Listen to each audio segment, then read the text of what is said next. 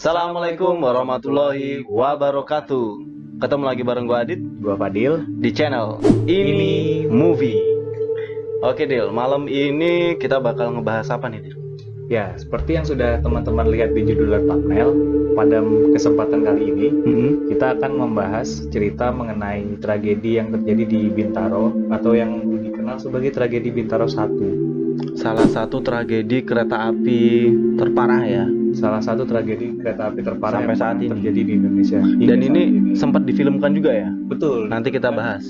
Pada tahun 1989. 89 pada 1989. Nah itu sebenarnya termasuk masih masuk kontroversi juga ya Dil ya. Iya.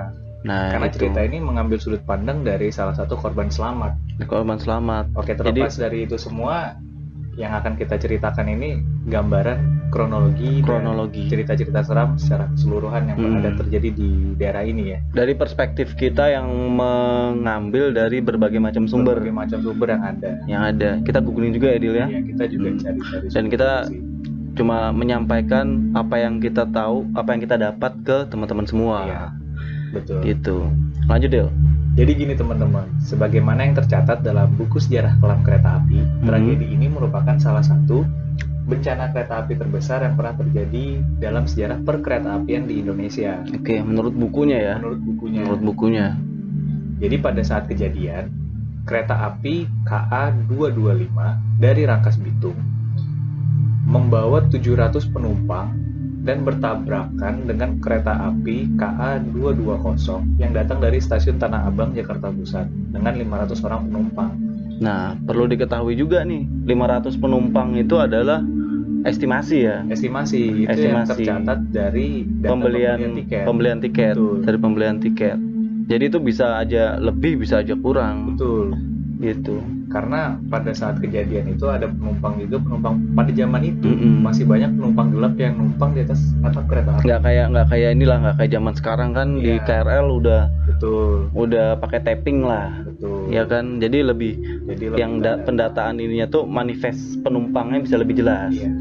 Gitu. Betul. Kalau zaman dulu kan banyak penumpang gelap, kadang kambing juga masuk, ayam juga masuk. Nah, jadi gitulah.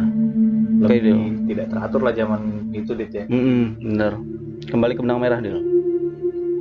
Nah, terus di sini juga dibahas terkait gimana kecelakaan itu bisa terjadi. Iya, jadi bagaimana kecelakaan ini bisa terjadi. Oke. Jadi berdasarkan catatan yang kita peroleh dari Tempo, pada hari kejadian KA 225 itu menunggu KA 220 seperti biasa di stasiun Sudimara. Namun, kereta yang ditunggu tak kunjung tiba. Sebagaimana dijadwalkan, KA 225 ini sudah meninggalkan stasiun Sudimara menuju Tanah Abang pada pukul 6.50. Karena kereta KA 220 tak kunjung datang, tak kunjung terlihat, maka KA 225 memutuskan untuk berjalan. Berarti dia jalan dulu, sedangkan kereta api yang di belakang ini belum kelihatan. Tapi KA 220 ini di belakangnya atau sedang menuju di depannya Dil? Jadi kan ini menuju masuk gitu loh Dit. Jadi KA 225 ini mau keluar dari stasiun. Masih dari stasiun Sudimara. Oke, jadi dia nunggu KA 220. Betul. Oke. Nah, pada saat itu petugas pengatur perjalanan kereta api atau PPKA Bapak Jamhari itu menerima pemberitahuan dari petugas PPKA Stasiun Sudimara Bapak Umriyadi bahwa KA 220 telah berangkat menuju Stasiun Sudimara Dit. Nah, kondisi kereta yang mengangkut banyak penumpang itu kayaknya membuat masinis KA 225 Bapak Slamet Suradio itu tidak awas pada semboyan 46 yang diberikan Bapak Jamhari. Jamhari ini jadi ini bro, penjaga posnya ya, penjaga stasiun. Jadi kalau pos perlintasannya stasiun kereta itu ada kode-kodenya ada kodenya. Misal itu semboyan kode etik ya? Kode etik ya? Bukan kode etik. Bukan kode etik. Jadi misal kayak semboyan 40 itu untuk apa, semboyan 41 itu untuk apa. Nah, untuk teman-teman yang belum tahu, semboyan 46 yang di sini itu merupakan sinyal untuk kereta ini maju. Dalam hal ini maju sedikit untuk berpindah jalur. Oke. Bukan jalan ya? Bukan jalan. Maksudnya bukan melanjutkan perjalanan, tapi untuk berpindah jalur. Oke. karena KA 220 ini mau masuk ke stasiun Sudimara ini, Dit. Nah, kembali ke cerita, Dit. Jadi petugas PPKA Pak Jamhari ini tadi itu langsung berusaha menghentikan kereta. Ia berlari sambil meniupkan peluit yang memanggil masinis KA 225 ini buat berhenti ya, supaya buat dia nggak ngelanjutin perjalanannya gitu. Bapak Jamhari ini juga mengibas-ibaskan bendera merah yang artinya menyuruh kereta untuk berhenti. Akan tetapi kereta ini terus maju, bahkan penumpang yang ada di atap kereta, di atap gerbong kereta ini itu menyoraki Pak Jamhari sambil tertawa-tawa. Berarti penumpangnya ini dia tahu ya. Sebenarnya Penumpangnya itu tahu dan ngelihat si penjaga itu, Dil. Betul. Berarti itu kita nggak tahu juga kejadian yang namanya kita belum lahir kan. Betul, kejadian sebenarnya pada waktu itu bagaimana. Akhirnya karena kereta KA 225 ini maju, kemudian kereta KA 220 ini baru mau datang ke stasiun Sudimara, akhirnya terjadi tabrakan. Adu banteng ya. Adu banteng di daerah Bintaro. Itu kenapa dinamakan jadi tragedi Bintaro 1. Karena Bintaro 1 itu pertama kalinya, mungkin itu pertama kalinya ya, pertama kali kejadian di kecelakaan kereta api. Untuk kecelakaan kereta api ini pertama kali di situ ya. Tapi untuk tragedi Bintaro ini katanya itu sebelumnya sudah ada juga. Udah ada juga. Oke, nanti kita coba ceritakan karena ini masuk ke dalam salah satu urban legend yang ada di daerah Bintaro. Oke. Ya, gitu. Nah, ini menyangkut dari masih terkait sama cerita yang lu bawakan tadi, Dil. Ini kalau menurut penjaganya, ini gua habis searching juga kan. Nah, dari penjaganya itu katanya 34 tahun setelah kejadian itu Bintaro 1 itu tadi. Nah, itu katanya sering banyak penampakan di situ, Dil. Katanya si penjaga itu 34 tahun setelah kejadian berarti tahun sekarang ini kan 2020. Iya, sekitar tahun inilah, iya benar. 34 tahun. Nah, itu katanya di daerah ini masih sering terlihat banyak penampakan. Itu disinyalir penampakan-penampakan di situ adalah korban-korban dari Bintaro 1 ini tadi. Gitu. Nah, terus di penjaga di sana itu kebetulan namanya Pak Mahfud. Warga yang tinggal bukan penjaga di apa tuh? Warga. Warga ya. Pak Mahfud ini warga yang tinggal di sekitar area tragedi Bintaro ini. Dan dia saksi hidup ya. Saksi hidup yang kemudian keterangannya ini dimasukkan ke dalam artikel ini. Betul. Gitu. Jadi kalau kata Pak Mahfud ini, bro, nah, dia mengaku sering melihat organ tubuh tak bertuan. Wow. Jadi organ tubuh itu jalan-jalan sendiri. Ada kaki, ada tangan. Itu kalau mata jalan. Ada kepala. Kalau mata ngelinding ya berarti. Kalau jalan ngelinding. Kayak kalau mata ngelinding, kelilipan berarti dia. Iya.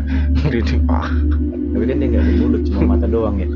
Oh iya. Gak bisa teriak sih. Gak bisa teriak, dia ngelinding doang. Gelinding merah-merah berarti. Iya. Nangis.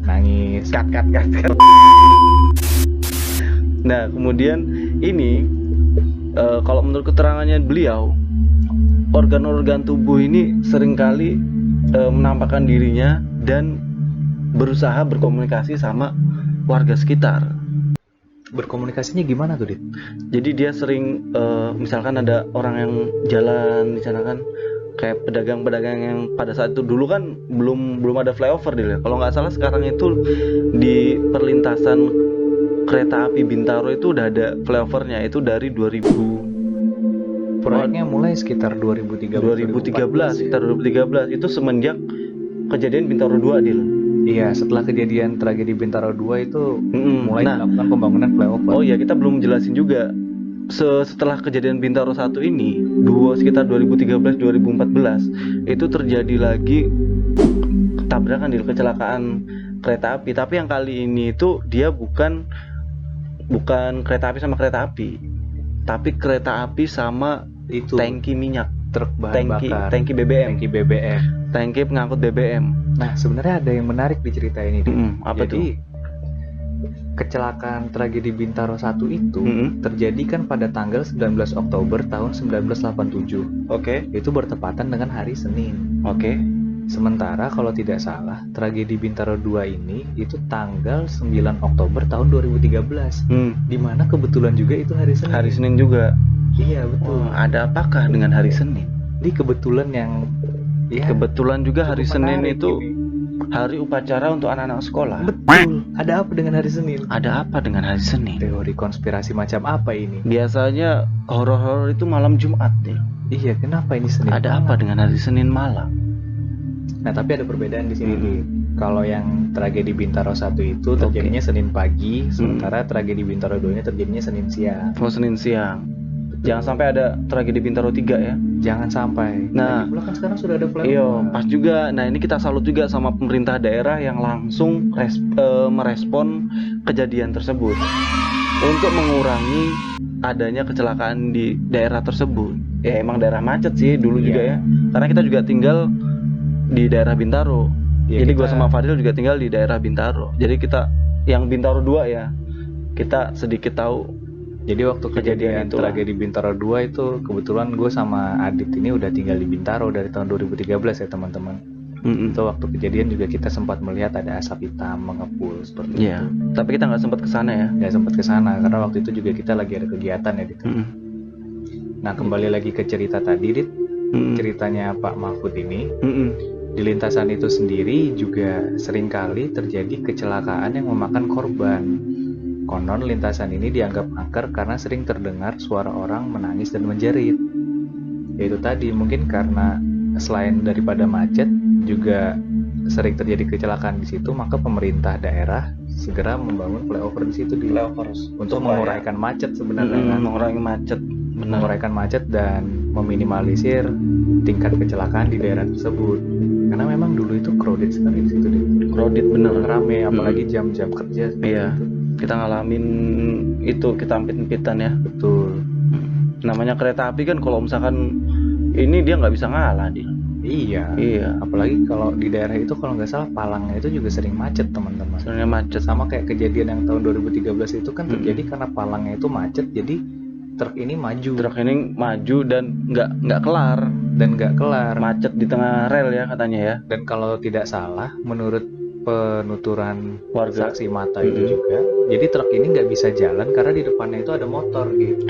Jadi motor di depan juga nggak bisa jalan, akhirnya truk ini nyangkut di situ.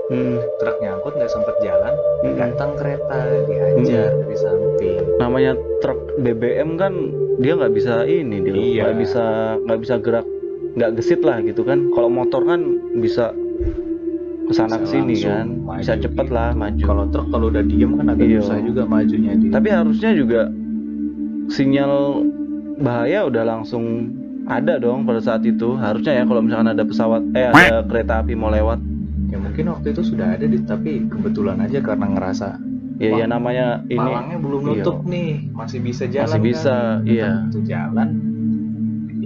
Ya gitulah ya namanya tragedi dia. Iya. Gimana? Nas nggak bisa dibendung juga.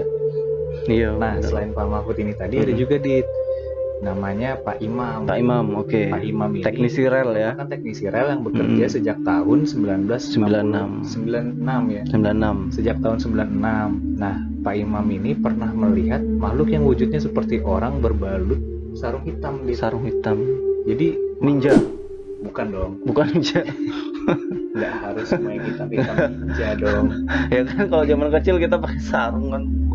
Enggak ini. Nah jadi makhluk berbalut sarung hitam ini itu sering bolak-balik di rel ini Jadi walaupun ngapain tuh dia?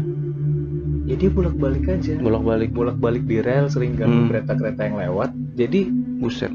Menurut cerita dari Pak Imam ini juga, makhluk ini itu tak mau pergi dari rel, seolah sengaja meledek kereta yang lewat. Jadi makhluk ini juga sering bolak-balik dilindas kereta yang lewat gitu. Tapi nggak pindah-pindah. Tapi dia itu makhluk itu manusia atau ya dilindas masih bolak-balik berarti kan? Siapa tahu kan dia manusia, habis itu ini, woi ganti cadangan. Emang dia yang satunya habis, yang lain ganti kan? Enggak lah. Enggak ya, berarti itu makhluk. Ya itulah konyol dong. Jangan konyol. Makhluk itulah pokoknya. Salah satu makhluk tak kasat mata kayaknya. Nah, akhirnya di rel tersebut dilakukan pemotongan kerbau. Oke. Nah, ini saya juga nggak ngerti kenapa harus dilakukan pemotongan kerbau. Nah, mungkin itu salah satu ritual buat ini kali. Selamatan mungkin. Ikhtiar kan biasanya orang-orang kejawen gitu kan, orang-orang pintar kan biasanya gitu. Kalau misalkan ada pembangunan gedung, kayak kalau nggak salah itu Lumpur Lapindo dulu juga sempat diadakan pemotongan kerbau ya. Nggak Itu tahu. buat Emang iya? iyalah, kan di berita ada bro. Itu tujuannya apa? Tujuannya itu kalau nggak salah dulu buat membendung lubang-lubang lumpur itu supaya nggak keluar bro. Tapi ya apa Ya, daya kan, sampai sekarang juga masih keluar. Kasus rel ini gimana? Kasus rel ini, iya, ya mungkin itu kayak pengganti tumbal mungkin ya. Mungkin ya, nggak tahu Mungkin. juga ya. Iya, mungkin dianggap kerbau ini supaya bisa menjaga area itu, Dil. Gitu. Mungkin maksud dan tujuannya seperti itu. Ya bisa jadi sih, saya juga kurang paham ya itu. Nah, selain makhluk berbalut sarung hitam ini, Dit, itu juga ada wujud perempuan Belanda pada masa kolonial di daerah ini. Oke. Padahal kan waktu kejadian kecelakaan itu kan Bukan zaman penjajahan. 87. Indonesia Oh. merdeka 45, bro. Mungkin itu ini apa sebelumnya sempat terjadi juga, cuma nggak sempat terekam sama manusia-manusia modern. Coba kita baca lagi ya. Mungkin nanti kalau teman-teman yang tahu sejarah yang lebih dalam dari rel Bintaro di area itu, kalian bisa tulis di Bisa komentar. tulis di kolom komentar di bawah ya. Komentar. Nah, selanjutnya apa lagi nih, Dut? Nah, ini dari warga tadi, si Pak Mahfud ini, itu Pak Mahfud mengatakan bahwa malam sebelum peristiwa yang terjadi, yaitu di tanggal 13 ya, tanggal 9 Desember 2013. Nah, itu siang itu ada penampakan 3 anak kecil bermain dan berlari-lari melintasi rel. Jadi pada saat itu ada 3 anak kecil yang sedang bermain-main di rel. Tapi penampakan ya. Penampakan. Nah, itu nggak tahu ya, ini penampakan manusia atau maksudnya itu manusia beneran apa makhluk-makhluk astral. Itu kita nggak tahu. Nah, kemudian ketiga anak ini bermain tak jauh dari perlintasan kereta api Pondok Betung. Kemudian ini kata dia, saya lagi nongkrong sampai pukul 3 WIB dini hari. Jadi dia jam 3 pagi itu masih nongkrong di area perlintasan kereta api Pondok Betung. Kemudian penampakan anak-anak kecil tadi yang bermain sudah jadi mitos di sini. Oh, jadi penampakan anak-anak kecil yang bermain itu, yang 3 anak kecil tadi itu udah jadi mitos di sana. Dan kebetulan si Pak Mahfud ini dapat rezeki, Dil. Ketampakan. Iya, ketampakan 3 anak kecil ini. Berarti 3 anak kecil ini muncul Kayak tanda gitu dini ya. hari berarti ya. Iya. Waktu Pak Mahfud ini lagi nongkrong kan. Mungkin ini juga bisa jadi pertanda, Dil. Artinya kan memang tidak masuk akal Iya. kan. Kenapa anak kecil Jam bermain 3 pagi jam main 3 gitu kan, pagi bisa gitu. Betul. Nah, ini katanya sudah biasa kalau besoknya mau ada kejadian. Nah, kan bener kan? Berarti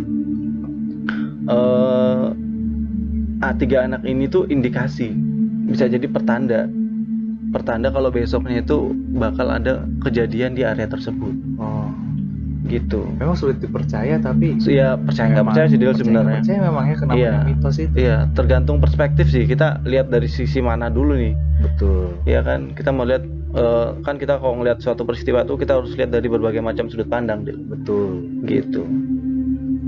Nah, kemudian peristiwa itu mengingatkan Pak Mahfud pada tragedi yang pertama, Oh, Bintaro 1 tadi. Bintaro 1 tadi. Betul. Katanya sehari sebelum tragedi itu terjadi, dia melihat penampakan anak kecil yang bermain di rel. Berarti 2 kali Pak Mahfud Wih, ini gua dapat merinding, Dil. penampakan ya. Paha gue merinding. Gua tiba-tiba gue baca ini gue merinding loh. Yang bermain di rel sudah sering di sini kecelakaan katanya.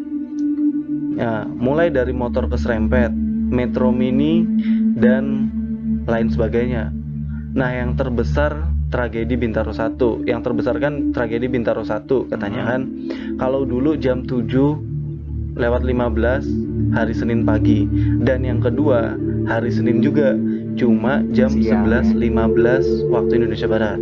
Ungkap Pak Mahfud yang mengaku duduk di kelas 2 SMP saat terjadi tragedi Bintaro 1. Berarti waktu SMP Pak Mahfud ini udah nongkrong sampai dini hari juga Ya ya? mungkin namanya anak SMP masih darah muda kan Dil. Iya, karena menurut penuturan beliau ini, beliau udah 2 kali ketampang 2 anak kali. kecil ini berarti. Berarti bisa dibilang Pak Mahfud ini juru kunci Dil. Mungkin kita kurang tahu juga ya. Mm-mm. Ya, mohon maaf Pak Mahfud kalau Kalau misalkan penyampaian kita salah, kita mohon iya, maaf kita mohon maaf sebesar-besarnya. sebesar-besarnya. Karena ini kita juga mengutip Iya. dari beberapa kanal berita yang Mm-mm. ada. Semoga kita diberikan kesempatan untuk bertemu sama Pak Mahfud juga ya nanti ya. Gitu. Nah, kemudian Pak Mahfud juga menceritakan bahwa saat usia 13 tahun dia sudah harus melihat jenazah dievakuasi ke rumahnya saat tragedi Bintaro 1. Rumahnya Pak Mahfud ini nggak jauh dari Perlintasan kereta perlintasan. api ini ya. Jadi pada saat tragedi Bintaro 1 itu rumahnya beliau ini sempat jadi tempat Penampungan sementara. penampungan mungkin. sementara buat evakuasi dibawa ke rumah jenazah. sakit. Iya, berarti dia ngelihat ya mungkin jenazah Bagaimana prosesinya. ya amit-amit jenazah yang nggak lengkap gitu. Betul. Itu umur 13 tahun kan mungkin mentalnya belum mantep gitu kan, harus ngeliat hal-hal yang kayak gitu. Karena pada waktu kejadian itu cukup menyeramkan juga deh. Jadi Mm-mm. ada berita itu bilang kalau ada korban yang terhimpit di rel, cuma nggak bisa, gerbong itu nggak boleh digerakkan. Mm-mm. Kenapa? Karena kalau digerakkan Putus kegiles. Oke. Makanya itu juga Gua yang membuat ngebayangin. evakuasinya itu sedikit lebih lama gitu.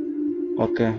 Sebenarnya bisa evakuasinya cepat, Mm-mm. tapi bagaimana korban ini kan belum meninggal, tapi masih terhimpit seperti itu. Berarti dia itu dalam posisi terhimpit itu masih hidup dia lah? Masih hidup. Masih hidup ya? Masih hidup. Sampai Oke. korban ini juga meminta untuk diamputasi. Bayangkan itu Ah. gimana? Menyeramkan sekali tragedi. Tapi itu nggak ini ya, nggak ada keterangan lebih lanjutnya itu korbannya gimana? Enggak. Mungkin di film itu diceritakan kali ya. Karena itu kan dari sudut pandang salah satu korban selamat kan. Oke. Mungkin di lain kesempatan akan kita coba bahas. Kita coba Mungkin tonton kalau dulu. kita ada info lebih lanjut lagi Dil ya. Nah, kemudian lanjut pada saat tragedi Bintaro 2 itu, Pak Mahfud ini juga Sempat sempat membantu. membantu ternyata evakuasi korban dari dalam gerbong dan melihat Jatuhnya korban. Jatuhnya korban. Itu. Kemudian Serem sekali. ini ada satu ini lagi sumber lagi Dil, namanya Pak Rojak. Oh, ini ayahnya dari Pak Mahfud tadi ya? Oh, ini ayahnya. Ayahnya Pak Mahfud tadi. Oke. Ini ayahnya Jadi, Pak. Pak Mahfud ini menceritakan cerita yang didapat dari Pak Rojak, ayahnya. Jadi kata Pak Mahfud ini, ayahnya itu mengatakan dalam sejarah kecelakaan besar yang terjadi, peristiwa Pondok Betung atau peristiwa Bintaro 1 ini merupakan peristiwa kali ketiga. Oh, yang ketiga nih. Yang ketiga justru. Oke. Menurutnya sebelum tragedi Bintaro 1 ada kecelakaan kereta pada tahun 1948 yang menewaskan para pejuang dari Banten. Oh, mereka naik ini, pejuang-pejuang ini kereta naik juga. kereta. Oh, mungkin yang orang-orang Belanda tadi bisa jadi ini dia ada di dalam kereta itu juga dia. Mungkin. Jadi pada saat itu para pejuang sedang menuju markas para penjajah Belanda. Nah, jadi menurut Pak Mahfud itu pembantaian sebenarnya. Oke. Persisnya itu pembantaian. Jadi ada pejuang dari Banten naik kereta semua menuju ke markas Belanda yang sekarang jadi stasiun Kebayoran Lama. Oh, stasiun Kebayoran Lama dulunya Dulu itu markas Belanda ya. Betul. Oke. Akan tetapi sepanjang jalan pejuang ini ditembak gitu. Oke. Pejuang ini ditembaki. Akan tetapi cerita ini tidak terekspos. Tidak terekspos ya mungkin, tapi nggak tahu kenapa ya kalau pejuang-pejuang kita yang kena gitu kayaknya kurang diekspos sama ini dulu ya. Atau mungkin dulu karena mungkin masih zaman penjajahan kan. Mungkin zaman itu kan pencatatan juga tidak sebaik sekarang kan, yang serba digital kan. Iya, mungkin kalau nggak ada saksi hidup juga susah juga. susah Ini juga Pak kita Mahfud ngelacaknya katanya kan. dapat cerita dari Pak Rojak ini, dari bapak beliau. dari orang tua beliau. Nah, terus katanya juga jenazah para pejuang itu dibiarkan terlantar gitu Dil. Iya, menurut cerita beliau ini. Jadi dibiarkan terlantar dan tidak langsung dimakamkan. Jadi jenazah itu tergeletak di sepanjang rel dari Bintaro ke Pondok Betung, Dit. Dari Bintaro ke Pondok Betung. Dulu rel itu posisinya ada di bawah rumah. Ujar Pak Mahfud menirukan cerita dari ayahnya. Bentar, rel ini ada di bawah rumah. Jadi mungkin kan sedikit tinggi begitu kan, rumah di atas. Jadi kayak lereng gitu ya? Kayak lereng. Oh, Lereng oke. di bawah. Ya masa. Enggak, gua kira itu di bawah terowongan gitu kan. Ya. Makanya gua bilang zaman dulu keren juga, udah ada LRT kan? Bukan. Kayak sekarang. Bukan dong. Oke, lanjut. Nah, ini ada juga dari beberapa sumber yang sudah kita rangkum. Nah, setidaknya di sini ada 5 Penampakan yang paling sering terlihat ya. Ada 5 penampakan yang sering terlihat sama warga sekitar. Yang pertama itu ada anak kecil yang lagi bermain. Itu yang tadi diceritakan, Dil. Yang pertama yang 3 orang, yang 3 orang anak kecil tadi. Nah, itu beberapa saksi mengatakan mereka sering melihat penampakan anak kecil bermain di sekitar rel. Saat dihampiri warga, anak-anak kecil ini biasanya menghilang. Mungkin mereka takut disuruh pulang kan? Iya, takut disuruh pulang. Takut dilaporin ke orang tua. Iya. Nah, selain anak kecil yang sering tampak tadi, itu juga ada suara meminta tolong, Dit. Jadi beberapa saksi mata juga saksi telinga sih sebenarnya, karena kan mendengar ya. Iya. Jadi menurut beberapa saksi, gue baru dengar nih istilah ini, saksi telinga. Menurut beberapa saksi telinga ini, itu warga sering mendengar suara-suara meminta tolong. Terkadang nadanya merintih dan menangis. Tapi itu bisa dinalar, Dil. Itu kan sepi kan, bisa jadi itu manusia iseng gitu kan, orang-orang iseng yang lagi pengen show off lah di situ. Show off, ngapain pamer dong? Iya, maksudnya dia nakut-nakutin, wah ada orang nih, gua ngeprank, nakutin dia, ngeprank gitu kan. Ngeprank nangis, gak lucu tau ngeprank nangis gitu kan, dikira suara. Bener. Nah, kemudian yang ketiga, Bro. Yang ketiga ini penampakan perempuan dan bayangan hitam. Jadi beberapa warga itu sering melihat sosok-sosok perempuan terbang di pohon dan terkadang mengganggu orang yang melintasi rel. Tapi ya, Dil ya, di sini kalau misalkan teman-teman yang tinggal di sekitaran rel kereta api Pondok Betung, Pondok Ranji. Iya, Pondok Ranji itu pasti kan tahu di sana rame banget, Dil. Ya, di jam-jam tertentu sih rame, Dit. Nah, sepi itu kalau malam sih ya. Dini hari biasanya. Gue soalnya pernah lewat sana itu subuh-subuh. Iya, itu hampir bisa dipastikan ramai terus di daerah situ. Itu daerah subuh ya, kayak tadi jam 2, jam 3 itu biasanya emang udah sepi sih. Nah, selain juga itu gangguan dari makhluk halus, juga itu bahayanya kalau ada begal, kalau ada orang-orang jahat di sana kan. Sebenarnya yang lebih serem sih begal sih ya. Iya, yang nampak bisa melukai kalau makhluk halus. Ya, wallahu alam lah kalau itu. Ya, semoga kita dijauhkan dari segala macam mara bahaya. Betul. Dari yang terlihat maupun yang tidak terlihat. Gitu ya, teman-teman. Terus yang keempat, ada yang keempat, Bro. Yang keempat ini ada potongan tubuh. Potongan tubuh, Bro. Jadi kalau di sini keterangannya itu potongan tubuh ini seperti kepala terbang. Kemudian badan tanpa kepala, Dil. Bentar. Ini badan tanpa kepala ini karena kepalanya terbang tadi, Dil. Oh iya, betul juga. Jadi si badan ini dia berjalan-jalan, Dil, karena kepalanya terbang. Kenapa nggak utuh aja ya? Nah, banget. Nggak tahu ini kepala ini dia terbang itu menjauhi badannya atau mencari badannya, Dil. Iya. Sebenarnya kalau mereka janjian itu udah ketemu, ketemuan di mana kan harusnya udah ketemu, nggak perlu saling mencari gitu loh, Dil. Betul, betul. Nah, selain itu juga ada potongan-potongan jari gitu. Potongan jari, benar. Kepala tadi terbang, badan jalan-jalan nyari kepala. Kalau jari ini gimana? Terbang juga mungkin ini, Dil. Masa kayak bulat? Kalau badan kan bisa jalan. Ya. Badan jalan kan cepet lah jalannya kan. Ya. Kalau kepala kan terbang ya cepet lah. Berarti jari terbang juga dong? Jari, ya juga ya. Itu kita nggak tahu ya, karena nggak kita tahu. juga belum pernah melihat. Siapa tahu teman-teman ada yang pernah melihat jari terbang atau jari merayap. Itu bisa ceritalah sepuasnya di kolom komentar. Betul. Nah, seringkali kepala ini terlihat mencari keberadaan tubuhnya. Begitupun sebaliknya, Dil. Badannya juga sering mencari kepalanya. Berarti bukan kepala yang terbang menjauhi badan ya, tapi Saling memang mencari ternyata mereka. Iya, kita salah paham. Betul. Kemudian yang kelima nih, yang terakhir itu ada aroma anyir dan daging terbakar. Nah, berarti ini saksi hidup. Saksi hidung. Karena Saksi mencium, iya benar. Benar. Ini siapa yang bikin ini dulu? Ini siapa yang merangkum ini semua? Nah, jadi tak hanya suara dan penampakan dari makhluk astral, aroma-aroma menyengat pun sering mengitari area rel ini. Bau anyir atau amis darah dan juga bau daging terbakar tercium di lokasi kecelakaan tersebut. Serem banget berarti. Ini kayaknya tuh sisa-sisa dari ini tragedi Bintaro 2. Karena pada saat itu gerbongnya terbakar sih. 2013 gue sempat lihat itu emang ada kepulan asap hitam.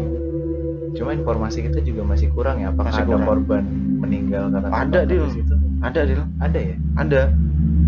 Tapi untuk jumlahnya ya kita nggak tahu sih, karena itu ini. Nanti tolong teman-teman yang menjadi saksi hidup dari 2 kejadian itu, ya nggak 2 sih, dari kejadian terakhir aja deh, itu bisa bantu kita. 2013 itu ya? 2013 bantu kita untuk melengkapi cerita ini. Itu. Oke, mungkin gitu dulu bro cerita singkat dari kita. Semoga bisa menghibur waktu-waktu kalian yang lagi senggang. Mengenai kebenaran dari cerita itu juga kita kembalikan ke teman-teman ya. Semoga bisa bijak dalam menerima setiap informasi. Karena ada juga artikel yang mengatakan kalau di daerah itu cuma hoax gitu. Cuma hoax, mitos ya. Cuma mitos doang. Cuma nggak sedikit juga yang mengatakan kalau di daerah ini emang angker gitu. Emang angker ya. Jadi untuk percaya atau tidak ya kita hanya bisa kita kembalikan ke teman-teman sendiri. Gitu. Jadi kita ini cuma menceritakan dan memberikan sedikit informasi. Betul. Menghibur lah. Betul. Percaya enggaknya ya terserah kalian. Intinya jangan percaya sama kita lah. Iya betul. Karena kita juga cuma manusia. Percaya percaya hanya kepada Allah Subhanahu wa taala. Ya kepada Tuhan. Yang Maha Esa. Nah, selain itu juga mengingat angka Covid di Indonesia yang semakin melonjak tinggi. Oke, benar. Itu kita coba himbau ke teman-teman untuk selalu mematuhi protokol kesehatan yang ada. Patuhi anjuran pemerintah. Betul. Protokol kesehatannya seperti apa aja tuh, Dit? Ada 5M. Menggunakan masker. Mencuci tangan memakai sabun dan air yang mengalir ya. Bener. Jangan air kobokan. Itu udah kurang bersih. Kemudian yang ketiga apa nih, Dit? Itu menjaga jarak. Kemudian yang keempat, menghindari kerumunan. Betul, menghindari kerumunan sebisa mungkin. Dan yang terakhir, yang kelima, membatasi mobilisasi dan interaksi. Kalau sebisa mungkin, kalau misalkan teman-teman nggak ada keperluan yang mendesak, ya udah di rumah aja lah gitu. Karena kita juga di kantor kalau rapat sekarang kita pakai Zoom ya. Iya. Kebanyakan kita mobilitas kita menggunakan Zoom gitu. Kalau nggak penting-penting banget kita nggak bakal kantor. Ya untuk keperluan bulanan bisa 2 minggu sekali atau sebulan sekali lah teman-teman keluar. Yang penting kerjaan harus tetap lancar. Nah buat teman-teman kan nggak semuanya orang kantoran buat teman-teman yang mobilitasnya di luar, kita doakan semoga selalu diberikan kesehatan dan keselamatan.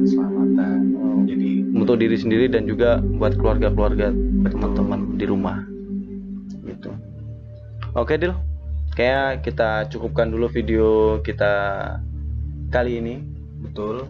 Jangan lupa buat teman-teman selalu dukung kita, support channel kita terus dengan tekan tombol subscribe dan like jika teman-teman suka. Tinggalkan juga jejak di kolom komentar yang ada di bawah. Penuhin kolom komentar kita dengan masukan, kritikan yang membangun. Itu kita sangat menerima dan sangat welcome dengan hal-hal seperti itu. Gitu dulu video dari kita. Semoga teman-teman selalu diberikan kesehatan dan keselamatan. Gua Adit, gua Fadil. Sampai jumpa di video kita selanjutnya dan see you next time.